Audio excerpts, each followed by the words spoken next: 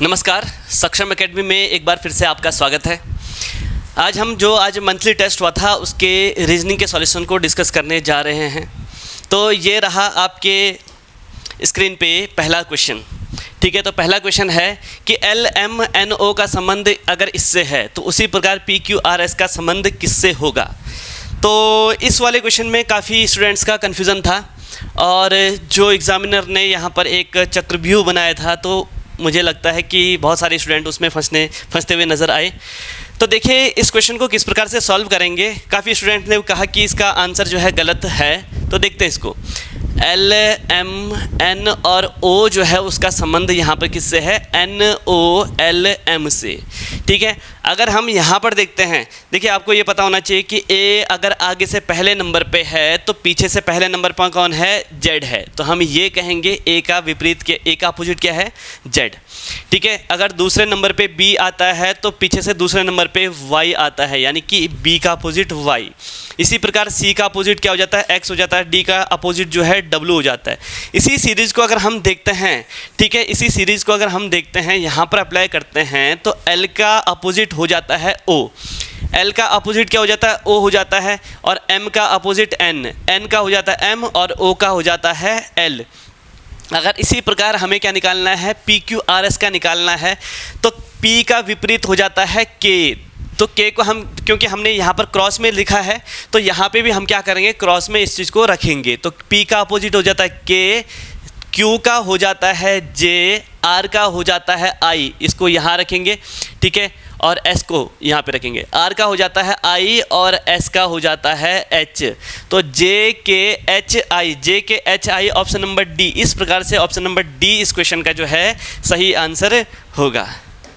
चलिए ठीक है, नेक्स्ट क्वेश्चन है। यहाँ पर नेक्स्ट क्वेश्चन जो है, यदि दिन का संबंध रात से है, ठीक है, दिन अगर रात से संबंधित है, उसी प्रकार उत्तर का संबंध किससे होगा। तो दिन का अपोजिट रात है, ठीक है, दिन का अपोजिट रात है तो उत्तर का अपोजिट क्या हो जाता है, दक्षिण हो जाता है। लेकिन यहाँ पर दक्षिण ऑप्शन में नहीं है। ठीक है, तो हमें कुछ और ढूंढना पड़ेगा। ठीक है, पश्चिम इसका अपोजिट नहीं होता है, जवाब इसका अपोजिट नहीं होता है, उत्तर का अपोजिट क्या हो जाता है, प्रश्न ऑप्शन नंबर C इस क्वेश्चन का बिल्कुल सही आंसर होगा। ठीक है, चलिए तीसरे क्वेश्चन पे बढ़ते हैं आगे। ठीक है, यहाँ पर बोला गया है कुछ संख्या में घोड़े और उतनी ही संख्या में आदमी कहीं जा रहे हैं। ठीक है, तो देखिए फिर इसने बोला है कि आधे आदमी अपने घोड़ों पर, ठीक है, कुछ लोग तो घोड़े पे बैठ के हुए जा रहे हैं और कुछ लोग क्या है, पैदल चल रहे हैं। ठीक है, घोड़ों का नेतृत्व करते हुए पैदल चल रहे हैं। फिर बोला गया है कि यदि जमीन पर चल रहे पैरों की संख्या 70 हो तो बताइए कुल सिरों की संख्या कितनी है। देखो अगर इस प्रकार का क्वेश्चन है, ठीक है, कि जिसमें कुछ लोग जो है, आधे लोग पैदल चल रहे हैं और आधे लोग घोड़ों पे चल रहे हैं, तो इसका सीधा साधा ये हो जाता है कि हम क्या करते हैं, इसको जो 70 है इसको हम डिवाइड करते हैं 5 से। 70 को अगर हम 5 से डिवाइड करते हैं तो हमें मिलता है 14।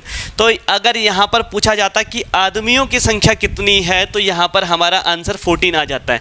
लेकिन यहाँ पर पूछा गया है कि कुल सिरों की संख्या पूछी गई है, यहाँ पे आदमियों की संख्या नहीं पूछी गई है, यहाँ पे पूछा गया कि कुल सिरों की संख्या। और हमें यहाँ पर पता है कि जितने कुछ संख्या में घोड़े हैं और उतनी ही संख्या में आदमी है, यानी कि अगर 14 आदमी हैं तो घोड़े भी कितने हो जाएंगे, घोड़े भी जो है 14 होंगे। तो इसका मतलब सिरों की संख्या कितनी हो जाएगी, 14 और 14 28 हो जाएगी। ठीक है, तो यानी कि सिरों में घोड़े के सिर भी काउंट होंगे और आदमियों के सिर भी काउंट होंगे। तो यानी 14 और 14 28 जो है इस क्वेश्चन का सही आंसर हो जाएगा। तो पहला तो ये, अगर आपको ये ट्रिक पता है तब आप इसको कर सकते हैं, लेकिन अगर इसको बेसिक तरीके से सॉल्व करें तो कैसे करेंगे इसको, चलो देखते हैं इसको। अब देखो यहाँ पर बोला गया है कि कुछ संख्या में घोड़े और कुछ उतनी ही संख्या में आदमी है। तो हम ये मान लेते हैं कि जो घोड़े हैं उनकी संख्या, घोड़े और आदमी, ठीक है, आदमी। अब देखो यहाँ पर मैं ये मान लेता हूँ कि घोड़ों की संख्या, अब देखो मैं कुछ भी मान सकता हूँ, ठीक है, गणित में हम क्या मानते हैं, x मानते हैं, लेकिन हम क्या मानेंगे यहाँ पर 2x मानेंगे। 2x क्यों मानेंगे, क्योंकि कहीं ना कहीं आगे जाके आधे करने पड़ेंगे हमें ना, तो इसलिए मैं ये मान लेता हूँ। देखो भाई कुछ भी मान सकते हैं हम, गणित में हम x माने y माने वो मेरी मर्जी है। मैं मानता हूँ 2x। मैंने बोला घोड़ों की संख्या कितनी है, 2x है, और उतने ही आदमी है ना, तो आदमियों की संख्या भी कितनी हो जाएगी, 2x आदमी होंगे। ठीक है, फिर क्या बोला यहाँ पे कि उतनी संख्या में आदमी कहीं जा रहे हैं। आधे आदमी, अब इसने बोला आधे आदमी, आदमी कितने 2x है ना, तो आधे आदमी यानी कि x आदमी क्या चल रहे हैं, क्या बोला, आधे आदमी अपने घोड़ों पर बैठे हैं, x आदमी घोड़ों पर बैठे हैं, जबकि शेष अपने घोड़ों का नेतृत्व करते पैदल चल रहे। तो यानी कि जो ये 2x है, 2x में भी क्या हो रहा है, जो x है ये घोड़ों पर बैठे हुए हैं और जो बाकी x हैं ये क्या कर रहे हैं, ये पैदल चल रहे हैं। ठीक है, पैदल चल रहे हैं। ठीक है, तो इस प्रकार से यहाँ पे नेक्स्ट बोला गया है कि यदि जमीन, और फिर क्या बोला इसने, हाँ, यदि ज़मीन पर चल रहे पैरों की संख्या 70 है। तो देखो ये जो घोड़े चल रहे हैं तो घोड़ों के पैर कहाँ पे, ज़मीन पे हैं, और इन आदमियों में से ये जो x आदमी है ये पैदल चल रहे हैं। ठीक है, तो यहाँ पर बोला गया है कि जो ज़मीन, यदि ज़मीन पर चल रहे पैरों की संख्या 70 है, तो देखो हर घोड़े के 4 टांगें होती हैं, तो यानी कि यहाँ पर हम क्या करेंगे, 4 से मल्टीप्लाई करेंगे, 4 दूना 8, 8x। ठीक है, और यहाँ पर हर x आदमी पैदल चल रहा है और एक आदमी की 2 टांगें होती हैं, तो x आदमी की कितनी टांगें होंगी, 2x टांगें होंगी। तो यानी कि ये 2x हो गया और ये 8x हो गया, दोनों को मिलाकर क्या हो जाता है 10x। इसका मतलब जो 10x है ये कौन सी टांगें हैं, जो कि ज़मीन पे चल रहे हैं। तो 10x ज़मीन पे चल रहे हैं और यहाँ पर उनकी संख्या कितनी बोली गई है, 70 बोली है। तो हम कह सकते हैं कि 10x जो है 70 के बराबर है और x का मान यहाँ से हमारे पास निकलता है कितना, x का मान आ जाता है 7। अगर 10x बराबर 70 तो x का मान जो है 7 आ जाएगा। ठीक है, तो यहाँ पर हमें क्या मिला, x का मान 7 है। हमें क्या बताना है, तो बताइए कुल सिरों की संख्या कितनी है। ठीक है, कुल सिरों की संख्या, यहाँ पर घोड़े कितने हैं, 2x हैं, और आदमी कितने, आदमी भी 2x हैं। टोटल कितना हुआ, 4x हुआ, 4x हुआ ना, और यहाँ पर x का मान 7 है तो 4x का मान 7 को 28। तो इस तरीके से जो है ये 28 हमारा आंसर हो जाएगा। चलिए नेक्स्ट क्वेश्चन देखते हैं। यहाँ पे बोला गया है कि डोनाल्ड ट्रंप साहब जो हैं प्रातः शीर्षासन की मुद्रा में, शीर्षासन करने का मतलब हमारे यहाँ बोलते हैं खड़खुटा भुइमुंड। ठीक है, तो यानी कि वो उल्टा लटका हुआ है। ठीक है, शीर्षासन की मुद्रा में यह पाता है कि उसकी जो छाया है, उसके छाया कहाँ पे है, उसके दाहिने हाथ की तरफ को है, तो उसका मुँह किस दिशा के सम्मुख होगा। ठीक है, ये क्वेश्चन पूछा गया है। ठीक है, अब यहाँ पर 2-3 चीज़ें आपको ध्यान में रखना है। पहली बात तो यहाँ पे प्रातः लिखा है, प्रातः का मतलब है सूर्य कहाँ से निकल रहा है, पूरब दिशा से निकलता है। ठीक है, हमारे यहाँ पूरब दिशा में निकलता है, आपके यहाँ भी पूरब दिशा में निकलता है, आई होप। ठीक है, तो इसका मतलब क्या है कि जो परछाई है वो किस दिशा में पड़ेगी, परछाई पड़ेगी पश्चिम दिशा में। ठीक है, तो यहाँ पे बोला गया कि उसकी जो छाया है उसके दाहिने हाथ की तरफ को है। उसकी छाया कहाँ पे, उसके दाहिने हाथ की तरफ को है। जब हम उल्टे लटके हुए हैं तो हमें जहाँ पर दाहिने हाथ बोला है हम क्या करेंगे, इसको बायां हाथ कर देंगे। ठीक है, इसको हम क्या पढ़ेंगे, बायां, क्योंकि अभी तो मैं उल्टा नहीं लटका हुआ ना। अगर मैं उल्टा लटकूंगा कि जहाँ मेरा दाहिना हाथ होगा, यानी कि यहाँ मेरा दाहिना हाथ है, तो उल्टा लटकने के बाद यहाँ मेरा बायां हाथ हो जाएगा। ठीक है, तो हमें क्या पढ़ना है, जहाँ पर दाहिना लिखा है उसकी जगह हमने सिर्फ पढ़ना है बायां। ठीक है, बायां पढ़ के अगर हम करेंगे इसको तो हमारा आंसर हो जाएगा। ठीक है, तो बोला गया है कि उसकी छाया उसके बाएं हाथ की तरफ है। ठीक है, तो बायां हाथ की तरफ, यानी कि बाएं हाथ की तरफ कब होगा, इस तरफ को है ना, इस तरफ कब होगा, तो उसका मुंह किस दिशा में, अगर मैं अपना बायां हाथ देखता हूँ, मेरा बायां हाथ इधर को है, तो मेरा मुंह किस दिशा में है, मेरा मुंह अभी है नॉर्थ दिशा में, उत्तर की दिशा में। तो उत्तर ऑप्शन नंबर सी इस क्वेश्चन का जो है सही आंसर हो जाएगा। चलिए नेक्स्ट क्वेश्चन है। यहाँ पे बोला गया है कि 3 सेंटीमीटर भुजा वाले घन को, ठीक है, हमारे पास एक घन है वो 3 सेंटीमीटर का है। ठीक है, 3 सेंटीमीटर का है। ठीक है, 1 सेंटीमीटर, 2 सेंटीमीटर और 3 सेंटीमीटर का घन है। ठीक है, हमें क्या करना है, छोटे घनों में विभाजित करना है। 1 सेंटीमीटर वाले छोटे घनों में विभाजित करना है, यानी कि यहाँ से भी 1 होना चाहिए, यहाँ से भी 1 होना चाहिए, ऐसा करके छोटे छोटे घनों में जो है हमें इसको विभाजित करना है। तो छोटे घन प्राप्त करने के लिए कुल कितनी बार काटना होगा। ठीक है, तो देखो ये अभी घन तो है नहीं यहाँ पे मेरे पास, ठीक है, वरना मैं इसको काट के बता देता आपको। लेकिन अभी देखो कि जब हम इसको काटेंगे तो हमें पहले एक तो इधर से काटना पड़ेगा। ठीक है, एक यहाँ पे काटा हमने और दूसरी बार यहाँ पे काटा। ठीक है, तीसरी बार यहाँ से काटेंगे हम और चौथी बार यहाँ से काटेंगे। 4 ये हो गया। अब क्योंकि देखो ये एक, अब क्या है यहाँ पे, चलो यही दिखा देता हूँ मैं आपको। ठीक है, ये समझ लो ये घन है। ठीक है, एक बार हमने यहाँ से काटा, 1 और 2 बार यहाँ से काटा। ठीक है, इसी प्रकार जो है 2 बार हम यहाँ से काटेंगे और 2 बार जो है हम यहाँ से काटेंगे। ठीक है, तो यानी कि यहाँ से भी काटेंगे ना, तो यानी कि हमें 3 बार काटना पड़ेगा। ठीक है, क्योंकि इसमें जो घन होता है उसमें लंबाई होने के साथ साथ लंबाई, चौड़ाई और ऊंचाई होती है। तो हमने लंबाई के उसमें भी काटा हमने और चौड़ाई के थ्रू भी काटा। अब क्या करना पड़ेगा, हमें ऊंचाई के थ्रू भी काटना पड़ेगा। तो यानी कि हर बार कितनी बार, 1 2 3 4, और जब हम नीचे को ले काटेंगे इसको ऊंचाई के उसमें परिपेक्ष में, तो उसमें भी 2 बार हमें काटना होगा। तो टोटल कितना हुआ, 6 बार। तो 6 बार हमें काटना होगा। तो ऑप्शन नंबर सी इस क्वेश्चन का जो है सही आंसर होगा।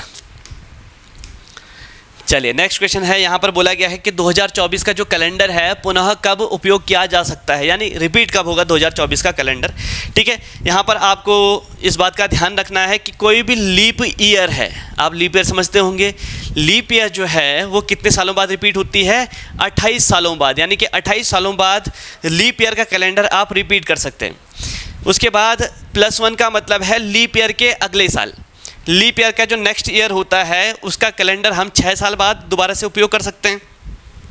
लीप ईयर के 2 साल बाद वाला जो कैलेंडर है उसको हम 11 सालों बाद दोबारा से रिपीट कर सकते हैं। और लीप ईयर के 3 साल बाद वाला कैलेंडर है उसको फिर से उसको भी हम जो है 11 साल बाद रिपीट कर सकते हैं। ठीक है, यहाँ पर क्या पूछा गया, 2024 का पूछा गया। और ये आप लोग जानते हैं कि 2024 एक लीप ईयर था। तो हम क्या करेंगे, 2024 का कैलेंडर 28 साल बाद रिपीट होगा तो 28 इसमें जोड़ दो। ठीक है, 8 4 12 को 2 1 2 2 4 1 5 और यहाँ पर 2052 2052 में हम दोबारा से 2028 का कैलेंडर उपयोग कर सकते हैं। ठीक है, चलिए नेक्स्ट क्वेश्चन देखते हैं। क्वेश्चन नंबर 97 यहाँ पर बोला गया है कि निम्न में से किस अक्षर का जल प्रतिबिंब समान होगा। जल प्रतिबिंब समान होगा कहने का मतलब है कि अगर हमारे पास यहाँ पर ए है तो इसका जल प्रतिबिंब यहाँ बनेगा ना। ठीक है, तो ए का जल प्रतिबिंब इस तरीके से बनेगा। लेकिन हमें क्या देखना है कि किसका जल प्रतिबिंब समान होगा। देखो, जल प्रतिबिंब समान होने के लिए क्या है कि अगर हम देखो 2 चीज़ें, एक दर्पण प्रतिबिंब और एक जल प्रतिबिंब। अगर किसी भी फिगर को अगर हम इस प्रकार से काटते हैं, जैसा इधर बनता है वैसा ही अगर इधर भी बनता है। ठीक है, जैसे हमने अब ये मैंने गलत काट दिया इसको, अगर ए है, ए को मैं यहाँ से काटता हूँ, जैसा इस साइड है वैसा ही दूसरी साइड भी है ना। अगर दोनों तरफ सेम है तो इसका मतलब इसका जो दर्पण प्रतिबिंब है, दर्पण प्रतिबिंब बिल्कुल इसी की तरह होगा। ठीक है, लेकिन अगर हमें किसी को इस तरीके से काटने पे, ठीक है, हॉरिजेंटली काटने पे अगर वो 2 भागों में विभाजित हो जाता है, जैसे बी को अगर हम काटेंगे यूं करके, ठीक है, तो जैसा हिस्सा ऊपर को है वैसे ही हिस्सा नीचे को है ना। तो जिसको हम हॉरिजेंटली, इसको क्या बोलते हैं, जो भी क्षैतिज बोलते हैं शायद से ना, इस तरीके से काटने पे जैसा ऊपर का हिस्सा है वैसे ही अगर नीचे का भी हिस्सा है तो इसका इस पूरे बी का जो है जो जल प्रतिबिंब है वो समान होगा। ठीक है, तो ऐसा कहाँ पे हमें देखने को मिल रहा है। ठीक है, ऐसा हमें सिर्फ बी पे देखने को मिलेगा। ए का जो जल प्रतिबिंब है वो इस प्रकार से बनेगा, ए का जो जल प्रतिबिंब है इस प्रकार से बनेगा, यू का जो है इस प्रकार से बनेगा, एम का जो है इस प्रकार से बनेगा। लेकिन हमारे पास ऑप्शन नंबर बी का जल प्रतिबिंब एकदम बी की तरह बनेगा। तो ऑप्शन नंबर सी इस क्वेश्चन का जो है सही आंसर होगा। चलिए नेक्स्ट क्वेश्चन है, यहाँ पर हमें ट्रायंगल फाइंड आउट करने थे। ठीक है, ट्रायंगल फाइंड आउट करने थे। तो देखिए, अगर कभी भी हमारे पास एक ट्रायंगल है और ट्रायंगल में क्या है कि ट्रायंगल की ये वर्टेक्स, इसको क्या बोलते हैं, वो मतलब कोने बोलते हैं ना। अगर कोने से दूसरे कोने तक यूं करके लाइन जा रही है, ठीक है, और इस कोने से दूसरे कोने तक अगर लाइन जा रही है तो हमें यहाँ पर काउंट करना है कि इस पे अगर हम इस लाइन पे देखते हैं तो कितने पोर्शंस बन रहे हैं। एक बन रहा है यहाँ पे, दूसरा बन रहा है यहाँ पे, तीसरा बन रहा है यहाँ पे। तो यानी कि कितने बने यहाँ पे बने 3। ठीक है, अगर हमने जब इस वाली लाइन से इसको काटा तो यहाँ पे कितने पोर्शन बने, 1 पोर्शन यहाँ पे बना और 1 पोर्शन यहाँ पे बना। कितने पोर्शन बने टोटल, 2 पोर्शन। ठीक है, यहाँ पर 3 पोर्शन। तो इसमें हम क्या करते हैं, अगर जितने भी यहाँ पर पोर्शन बन रहे हैं, सपोज यहाँ पर जो पोर्शन बन रहे हैं वो बन रहे हैं सपोज x, और यहाँ पे जो पोर्शन बन रहे हैं वो जो है y पोर्शन बन रहे हैं। तो एक फार्मूला होता है x into y into x plus y divided by 2। इस फॉर्मूले से हम डायरेक्टली इसके टोटल ट्रायंगल की संख्या, त्रिभुजों की संख्या निकाल सकते हैं। ठीक है, तो कैसे होगा, यहाँ पे मैं जो है इसको कलर कर देता हूँ। ठीक है, तो देखो यहाँ पर x, यहाँ पर इसके पोर्शन कितने हैं, 1, 2 और 3 पोर्शन है, तो x का मान हमने 3 रख दिया। 3 गुणा यहाँ पर कितने पोर्शन बन रहे, 1 और 2 भाग बन रहे ना इसके, तो यहाँ पर y का मान कितना हो गया, 2। 3 गुणा 2 गुणा यहाँ पे x प्लस वाई, यानी कि इन दोनों को जोड़ दो। 2 और 3 कितना हुआ, 5 और डिवाइडेड बाई क्या करना है, 2 का करना है। 2 से 2 कटेगा, 5 यहाँ कितना हो गया, 15। तो 15 जो है यहाँ पर कितने ट्रायंगल बनेंगे, 15 बनेंगे। ऑप्शन नंबर बी इस क्वेश्चन का जो है सही आंसर होगा। तो मैं समझता हूँ कि आपको ये चीज़ें जो है समझ आ गई होंगी। ठीक है, और एग्जाम्पल के लिए सपोज यहाँ पर एक और होता है। अब एग्जाम्पल के लिए चलो एक और बता देते हैं। ठीक है, यहाँ पर सपोज एक और यहाँ पर इस प्रकार से होता, तो यहाँ पर देखो कितने हैं, 1 पोर्शन, 2 पोर्शन और 3 पोर्शन ना, तो यहाँ पर कितना 3 पोर्शन हो जाते हैं, और यहाँ पर ऑलरेडी 3 है। तो हम क्या करेंगे, यहाँ पर फॉर्मूला लगाएंगे, 3 गुणा ये क्या है, x प्लस वाई कितना है, 3 और 3 6, डिवाइडेड बाई 2 करेंगे। 2 से 6 को काटेंगे 3 बार, 3 3 9 3 27, तब कितने ट्रायंगल बनेंगे, यहाँ पर 27 ट्रायंगल बनेंगे। ठीक है, अगर यहाँ पर तीसरा पोर्शन भी होता तो। ठीक है, यहाँ पर तीसरा पोर्शन नहीं है, तो इसका इस क्वेश्चन का जो है 15 जो है इसका आंसर होगा। चलिए नेक्स्ट क्वेश्चन देखते हैं। ठीक है, चलिए यहाँ पर हमें लुप्त संख्या देखनी है। अगर हम यहाँ पर देखते हैं तो 7 का दुगना करना है, 7 दूना 14 और 1 15, यानी दुगना करना है, उसमें 1 जोड़ना है। ये 15 आ गया, 15 दुगना करना है और 1 जोड़ना, 15 दूना 30 और 1 31। 31 का दुगना करना, 31 दूना 62 और 1 63। ठीक है, यहाँ पे भी हमें 2 का गुना करना है और 1 जोड़ना है, 62 और 1 63। 63 का दुगना करेंगे तो 126 आया, उसमें 1 जोड़ेंगे तो 127 आ गया। ठीक है, इसका दुगना करेंगे 127 दूना 254 और 1 255। 255 आना चाहिए, लेकिन यहाँ पर 255 ऑप्शन में नहीं है। ठीक है, काफ़ी बच्चों ने इस प्रकार से क्वेश्चन किया था, 255 उन्होंने कहा था 255 आना चाहिए, लेकिन ऑप्शन में नहीं है। अगर ऑप्शन में नहीं है तो हमें कुछ और ढूंढना पड़ेगा भाई। ठीक है, ढूंढना क्या पड़ेगा, यहाँ पे आपको यहाँ पर देखा आपने इस बात का देखना है कि यहाँ पर अगर 7 है ना, यानी कि यहाँ पर जो भी संख्या है उसका दुगना करके भी तो यहाँ पर 7 दुगना करके उसमें 1 जोड़ेंगे तभी तो 7 आ सकता है।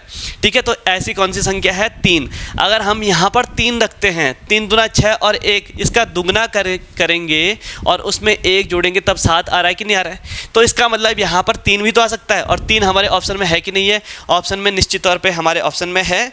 तो इस क्वेश्चन का आंसर 3 होगा। ठीक है, तो 3 हमारा जो है सही आंसर होगा। चलिए नेक्स्ट ये सिलॉग का क्वेश्चन है। तो यहाँ पर देखते हैं कि बोला गया है कि कथन क्या दिया है, कुछ दरवाजे खिड़कियाँ हैं। तो कुछ की बात की गई है, तो कुछ में हम इस प्रकार से फिगर बनाते हैं। कुछ क्या है, दरवाजे, तो ये दरवाजे हो गए और ये क्या है, खिड़की हो गई। ठीक है, कुछ खिड़कियां लैंप हैं, कुछ बोला गया है तो कुछ खिड़कियां क्या है, लैंप हैं, ये लैंप हो गया।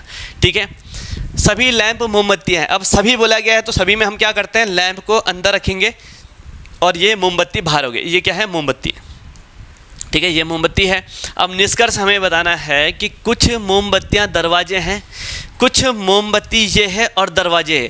देखो मोमबत्ती का जो फिगर है वो कहीं भी दरवाजे को टच नहीं कर रहा है, तो ये क्या हो जाता है, ये हमारा गलत हो जाएगा। ठीक है, कुछ मोमबत्तियाँ खिड़कियाँ हैं, कुछ मोमबत्ती जो है खिड़की। अब देखो मोमबत्ती का जो सर्कल है वो खिड़कियों को काट रहा है ना यहाँ पे, तो इसका मतलब ये जो है बिल्कुल सही है।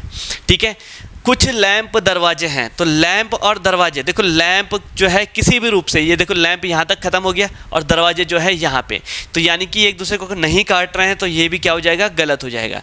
तो कौन सा, केवल सेकंड सही है ना, तो सेकंड कहाँ पे, केवल निष्कर्ष 2 जो है अनुसरण करता है, निष्कर्ष जो दूसरा है सेकंड है वो अनुसरण करता है। तो ऑप्शन नंबर बी इस क्वेश्चन का सही आंसर होगा। तो ये थे आज के क्वेश्चंस। तो अपनी पढ़ाई अच्छे से करते रहिए। आज के लिए इतना ही, मिलते हैं अगली वीडियो में। धन्यवाद।